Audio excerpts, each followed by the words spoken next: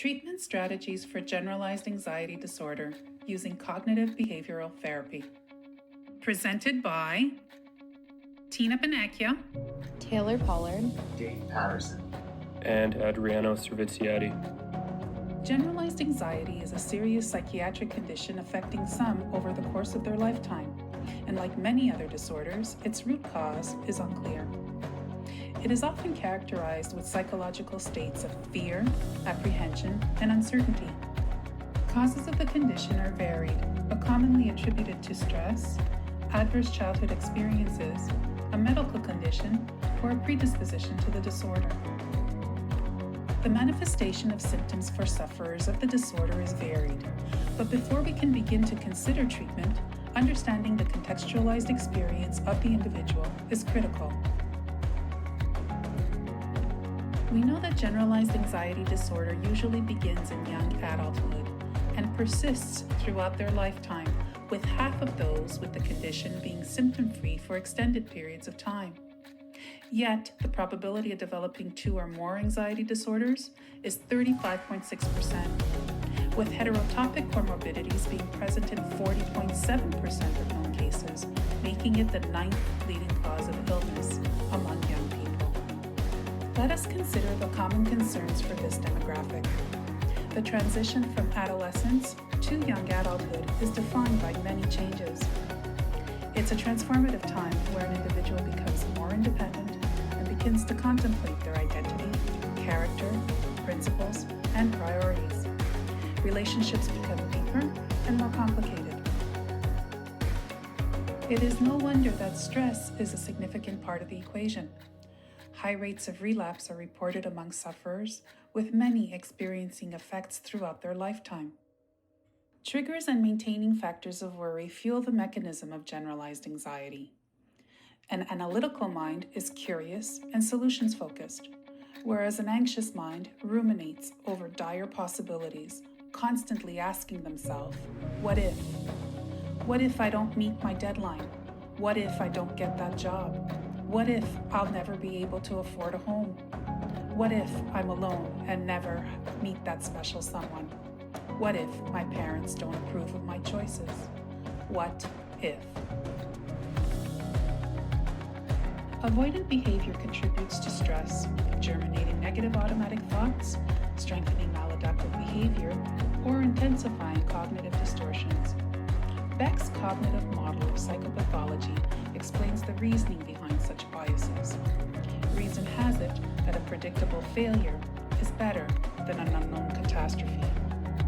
While short-term safety-seeking outcomes are experienced, long-term maladaptive schemas become habit, and the consequences of avoidance intensifies. The meaning of worry itself could propagate more worry.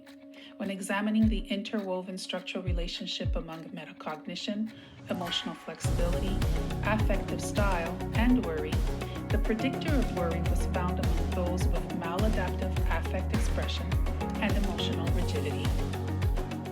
We know that worry is linked to many psychopathologies and can even be helpful when it challenges us to grow.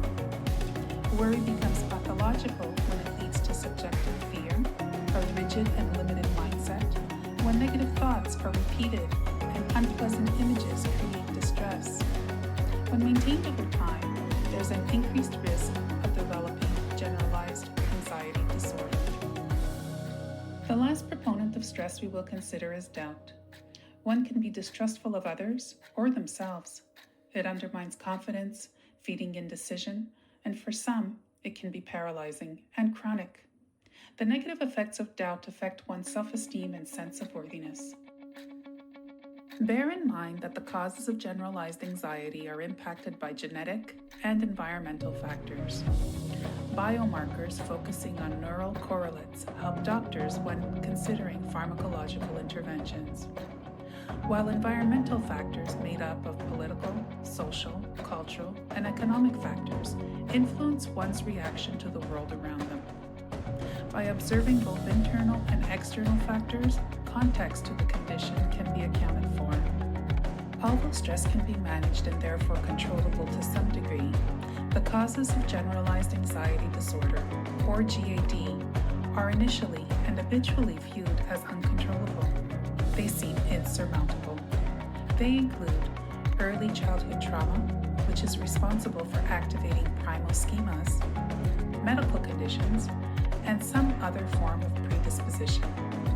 To provide perspective, let's consider the impact of the pandemic on young adults under 36 years of age. Since the onset of COVID-19, life became restricted and social isolation became a global phenomenon. Social distancing reduced connection and interaction with others. For young adults, symptoms of GAD deepened. Isolation and loneliness are known to be significant stressors of mental health. Meta-analytical reviews confirmed the interconnectedness of loneliness, sleep disturbances, anxiety, and hyperarousal or reactivity to stress, which was accompanied with intrusive thoughts. All of these contributed to a decline in well-being. Those who previously had the disorder reported a 50% increase in anxiety and a 74% increase in sleep disturbances. Contemporary maladaptive coping styles expanded. The exposure to misinformation in the form of fake news and conspiracy theories eroded trust. As people turned to social media for distraction, smartphone addiction worsened. Increased consumption of alcohol, cannabis, and junk food continued to erode healthy lifestyles. Generalized anxiety disorder is a pervasive problem in Canada with 2.4 million Canadians reporting symptoms. The demographic characteristics include a greater representation among women, with most being in middle age, single, divorced, or widowed individuals, those that are unemployed or those with lower household incomes, and individuals that are Canadian-born. The prevalence of generalized anxiety disorder in Canada make it a burdensome disease for individuals and society. According to the DSM-5, worry is the hallmark of generalized anxiety disorder. It's a condition characterized by a pervasive feeling of stress, anxiety, and worry that's excessive, persistent, or feels uncontrollable. It's destabilizing and deemed to be a mental health illness if experienced for 6 months or more. This anxiety and worry are associated with 3 or more of the following symptoms present for more days than not in the last 6 months. Feeling restless or keyed up, easily becoming fatigued, experiencing difficulty concentrating or the mind going blank, feeling irritable, experiencing muscle tension, and encountering sleep disturbances such as difficulty falling or staying asleep, or restless, unsatisfying sleep. This disturbance is distinct from other mental disorders, and the anxiety, worry, or associated physical symptoms cause significant distress or impairment in social, occupational, or other important areas of functioning. Importantly, this disturbance is not due to the physiological effects of substances or other medical conditions. In the realm of cognitive behavioral therapy for generalized anxiety disorder, one of the first steps is functional analysis. It's all about understanding the nitty-gritty details of our anxieties.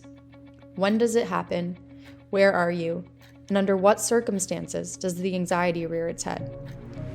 For instance, if someone came to me and found themselves engulfed in anxiety during a work presentation, we would dissect the situation, the when, where, and what that led up to it, essentially creating a roadmap for anxiety. This process lays the foundation for effective therapy by pinpointing the specific triggers that need attention. Psychoeducation is another vital component. It's akin to furnishing each individual with a toolbox for managing their anxieties. This toolbox isn't tangible, but rather a set of knowledge and awareness that makes the therapeutic journey more meaningful. Understanding how anxiety works and being aware of the tools available to us may help to increase motivation for positive change. It's like preparing an individual for what lies ahead in therapy, creating a sense of direction and purpose. The emotional and behavioral approach is all about managing your emotions, learning relaxation techniques, and constructing a psychological toolkit to navigate anxiety. Consider relaxation techniques as an example. These are simple yet potent tools like deep breathing, which act as a shield against overwhelming emotions. The goal here is to find balance and breaking free from negative thought patterns. It's about regaining control and creating a more centered version of each individual. As we transition into the cognitive approach, step 1 involves self-observation and thoughts. Picturing a time when thoughts were racing, perhaps when faced with an impending deadline. This step is about taking a step back and becoming a neutral observer of your thinking patterns. Can the individual isolate those thoughts from their emotions? It's a journey towards understanding and gaining more control over our thoughts. Step 2 of the cognitive approach is all about changing the content of our thoughts. Cognitive biases are filters that can distort how we see the world and become the focus. By tackling these biases, we can aim to help future clients to see situations more objectively. It's like putting on a new pair of glasses that allow them to perceive things more clearly and without distortion. The ultimate goal of all previous treatment options discussed is to break the pattern of automatic negative thoughts. These thoughts may still occur, but if individuals are able to redirect themselves using CBT techniques, they can disrupt the cycle and remind themselves of ways to better cope with their anxieties. Behavioral activation debuted in the 1973 paper, Pleasant Activities and Depression by Lewinson and colleagues. The treatment was originally conceptualized to treat depression by identifying and scheduling pleasurable activities to increase contact with sources of positive reinforcement. Lewinson and colleagues understood depression as resulting from a broad deprivation of positive reinforcement. The treatment fell out of favor by the 1980s, due in part to a dissatisfaction with behavioral therapy's neglect of cognitive constructs. A review of CBT treatments by Jacobson and colleagues, published in the year 2000, is largely credited for restoring interest in behavioral activation. They found that behavioral activation produced positive client outcomes that persisted after a 2-year follow-up. Furthermore, behavioral activation was praised by Jacobson and colleagues due to its ease of training therapists and teaching clients. Many different variants of behavioral activation have been developed and refined over the years since Jacobson and colleagues' 2000 review. While these interpretations of behavioral activation adhere to the core principles of behavioral activation, they differ in their methods in which they prompt clients to achieve positive reinforcement through activity scheduling. Contemporary behavioral activation treatments have redefined positive reinforcement from its traditional definition of the experience of pleasant or pleasurable activities as a means of obtaining reinforcement to a more broad description, which includes any environmental events that make healthy, symptom-reducing behavior more likely. During the course of behavioral activation, therapists help their clients to re-engage in life in multiple ways, including increasing experiences of pleasure, prompting approach behavior in the presence of strong cues for avoidance and adverse emotion, problem solving, engagement with activities and behaviors which lead to experiences of accomplishment and mastery, and engaging in meaningful and difficult behaviors that are consistent with the client's core beliefs. The implementation and use of behavioral activation can be understood by its 10 core principles. Principle 1. The key to changing how people feel is helping them change what they do. Principle 2. Changes in life are associated with symptoms, and short-term coping strategies may inadvertently maintain symptoms over time. Principle 3. The clues to figuring out what will reduce symptoms for a particular client lie in the ABCs. The ABCs can be understood through a typical functional assessment, which considers the antecedents to a behavior, A, the consequences of said behavior, B, and the behavior itself, C. Principle 4. When creating an activation plan, structure and schedule activities that follow a plan, not a mood. Principle 5. Changes will be easier when starting small. Principle 6. Emphasize activities that are naturally reinforcing. Principle 7. Be a compassionate coach. Principle 8. Emphasize a problem-solving empirical approach and recognize that all results are useful. Principle 9. Listen understand, and remain action-oriented. Principle 10. Troubleshoot possible and actual barriers to activation. An example of behavioral activation's implementation as a treatment for generalized anxiety disorder can be understood from the case study of Jay. Jay reported anxiety stemming from his work. This anxiety affected his interpersonal relationships, particularly with his wife. Jay wanted to overcome his anxiety and resume his relationship with his wife, prior to how it had been to his anxiety. Jay's short-term coping strategy for his anxiety was to shut down after work and ignore his wife. Jay and his therapist identified natural past behaviors which were positively reinforcing and reduced his anxiety. Together, they started small, and Jay planned to get his wife her favorite cookie on his way home from work. Later, Jay and his therapist expanded upon the positively reinforcing behavior of spending time with his wife by having Jay set aside time to plan and implement weekly date nights. Although behavioral activation was originally conceptualized as a treatment for depression, it has been proven to be efficacious in the treatment of generalized anxiety disorder.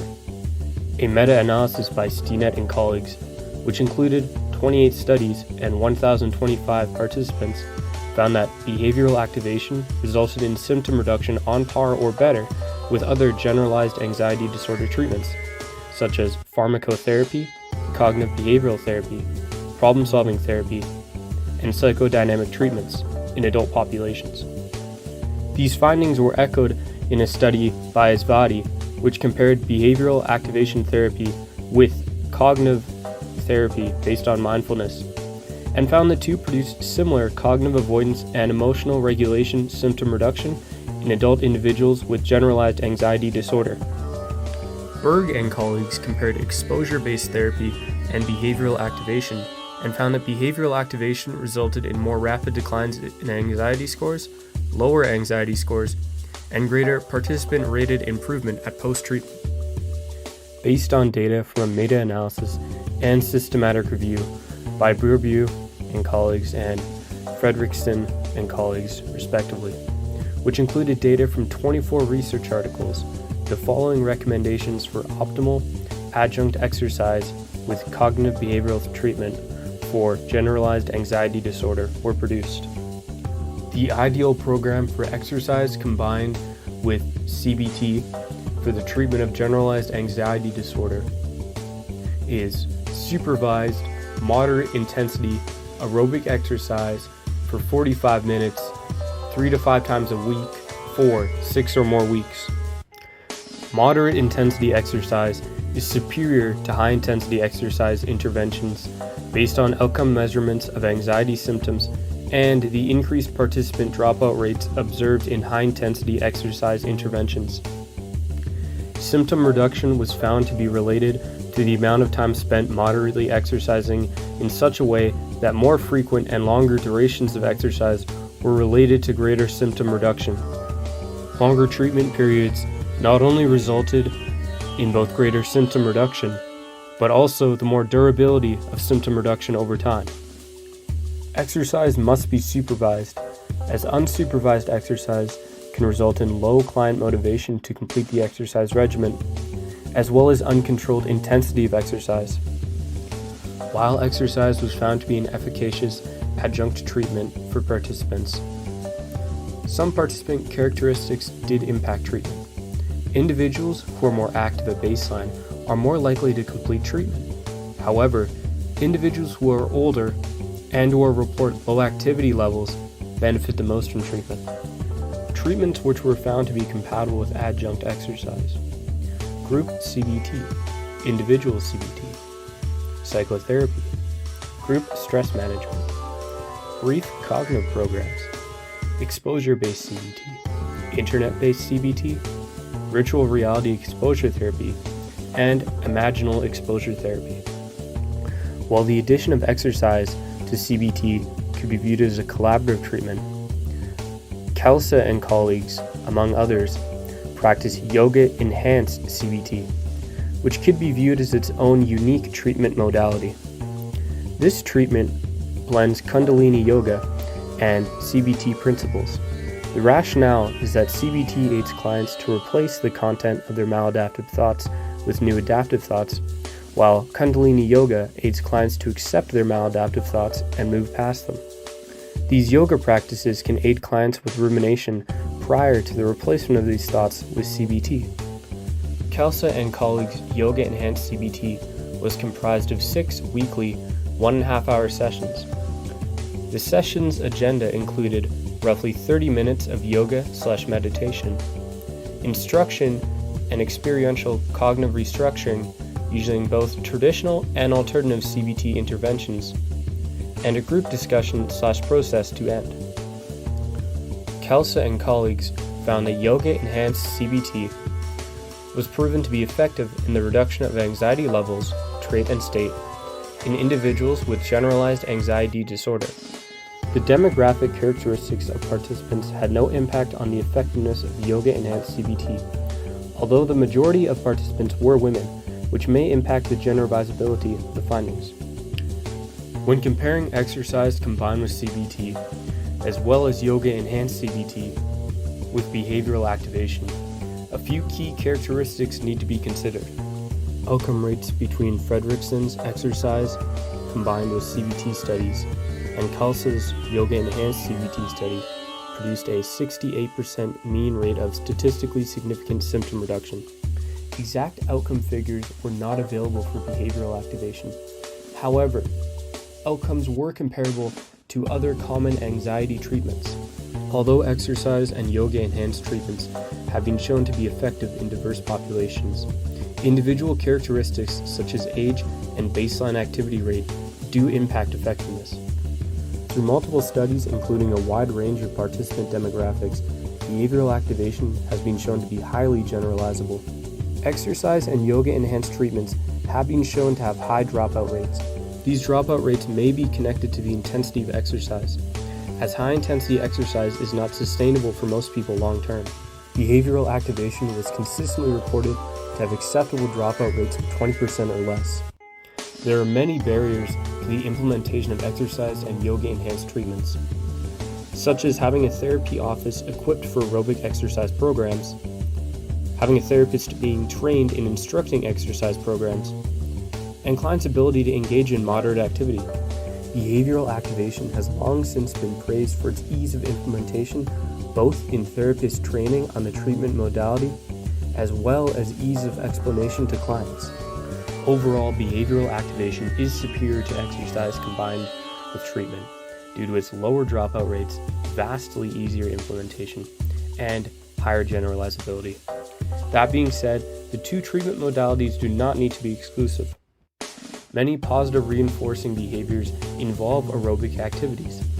If the client was formerly active prior to their affliction with generalized anxiety disorder, then a combination of the two treatment modalities would be appropriate. This would allow the client to reap the benefits of both treatment modalities. Controlled breathing was originally developed as a technique for combating panic attacks in the 1980s. Humans have a natural tendency to breathe rapidly when preparing for action, scared, or when excited. This rapid and shallow breathing can lead to physiological sensations, which when perceived as dangerous or unbearable, can help fuel an individual's anxiety. Controlled breathing was initially introduced to CBT as a means of addressing the symptoms of panic disorders.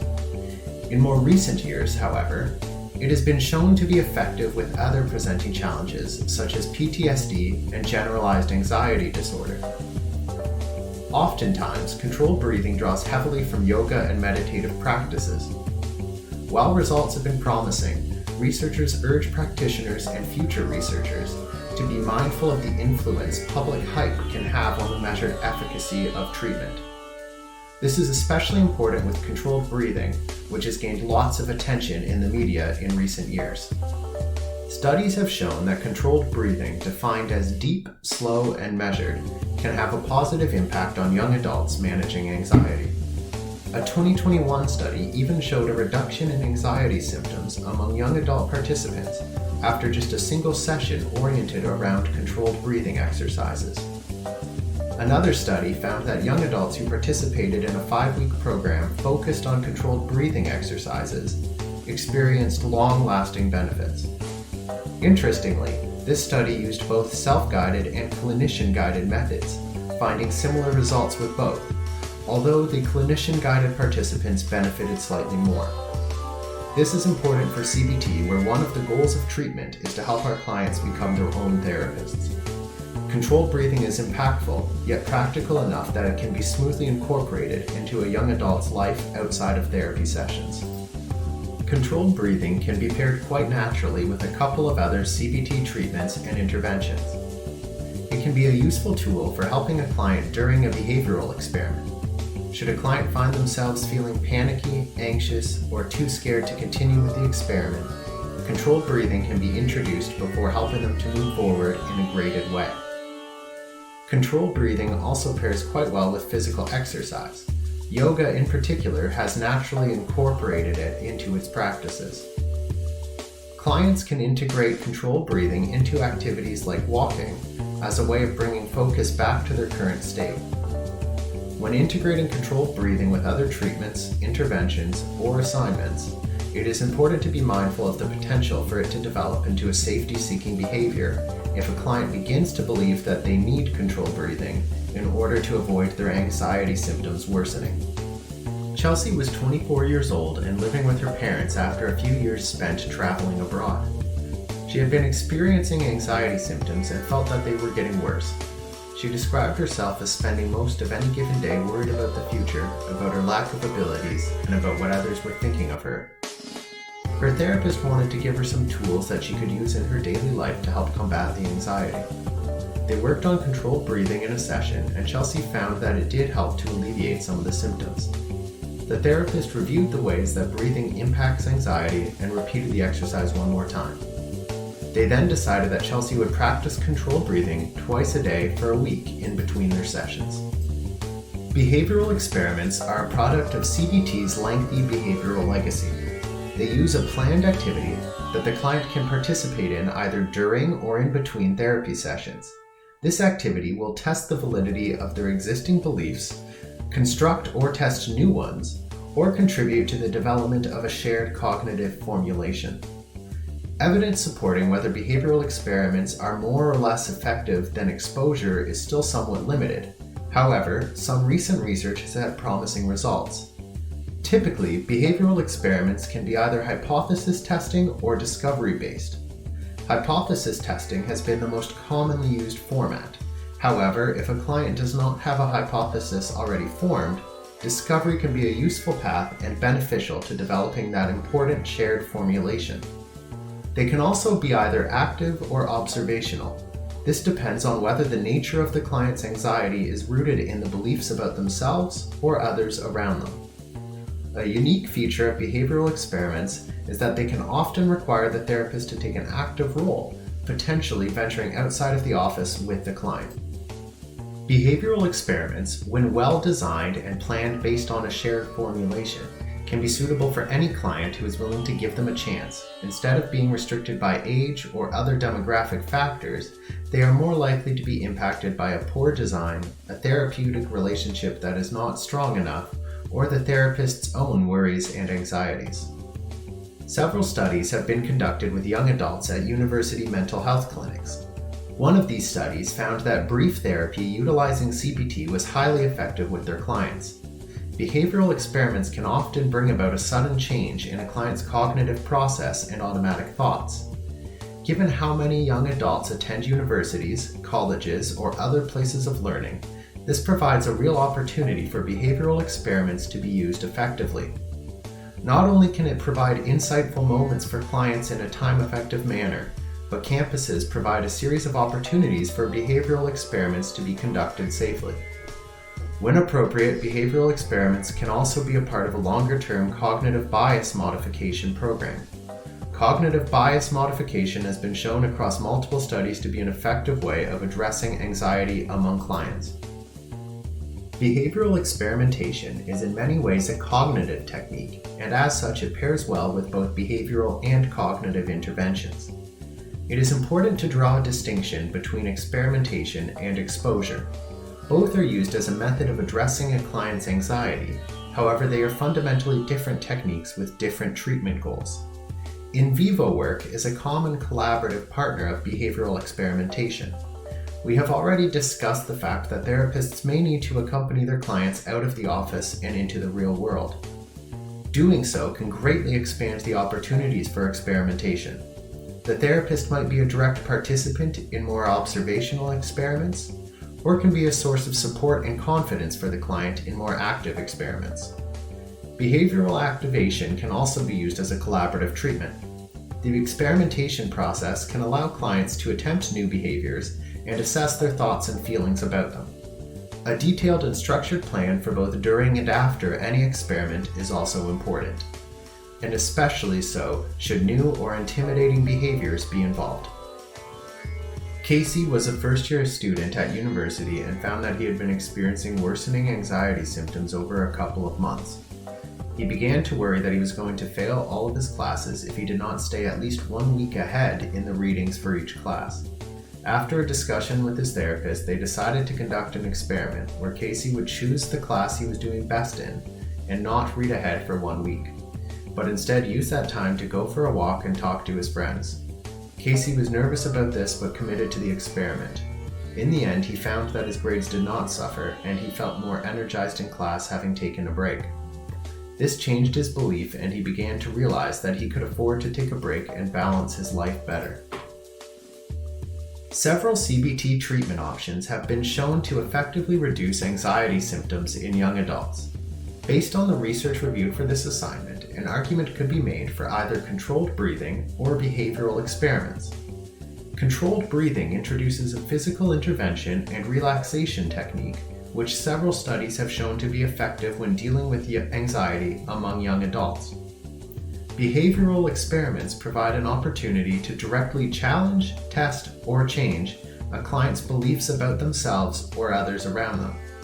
In this way, they can have a more profound impact on a client's therapeutic process. Young adults are accessing virtual therapy at high rates, and the need for brief therapy in campus settings needs to be considered as well when choosing a best treatment option. One of the primary goals of CBT is to help a client become their own therapist. With this in mind, the evidence would suggest that controlled breathing is the preferable option of these two.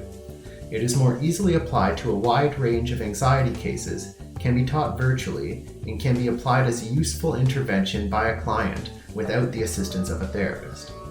As always, the best treatment option will vary greatly depending on the shared formulation between therapist and each individual client.